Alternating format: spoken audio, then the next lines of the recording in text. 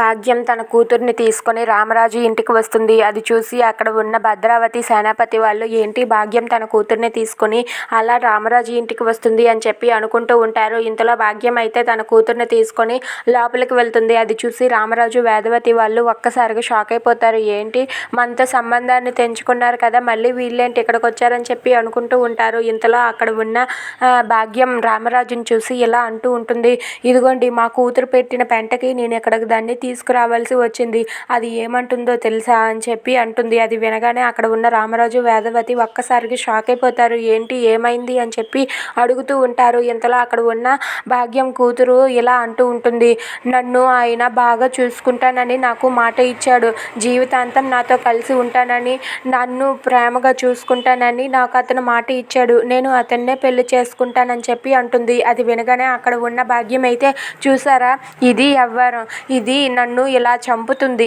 నేను మీతో సంబంధాన్ని తెంచుకొని వస్తే ఇది మాత్రం పెళ్ళంటూ చేసుకుంటే మీ అబ్బాయినే చేసుకుంటానంటుంది, మీ పెద్ద కొడుకుని తప్ప మరెవ్వరిని పెళ్లి చేసుకోనని ఇంట్లో పెద్ద రాద్ధాంతం చేస్తుంది, ఇప్పుడు నన్ను ఏం చేయమంటారు అని చెప్పి భాగ్యం అడుగుతూ ఉంటుంది. అది వినగానే రామరాజు వేదవతి వాళ్ళిద్దరూ కూడా చాలా సంతోషిస్తూ ఉంటారు.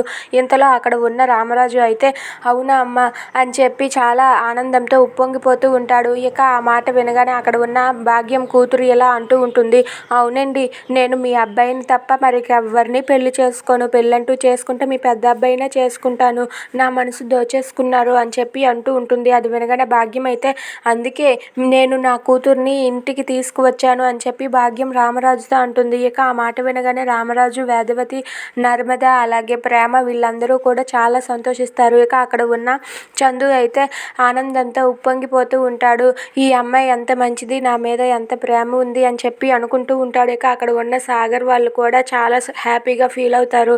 ఇక అక్కడ ఉన్న భాగ్యం అయితే, ఇప్పుడు ఏం చేయమంటారు అన్నయ్య గారు చెప్పండి, నా కూతురు చేసిన పనికి ఇప్పుడు నేను మళ్ళీ మీతో సంబంధాన్ని కలుపుకోవాలా అని చెప్పి అడుగుతూ ఉంటుంది.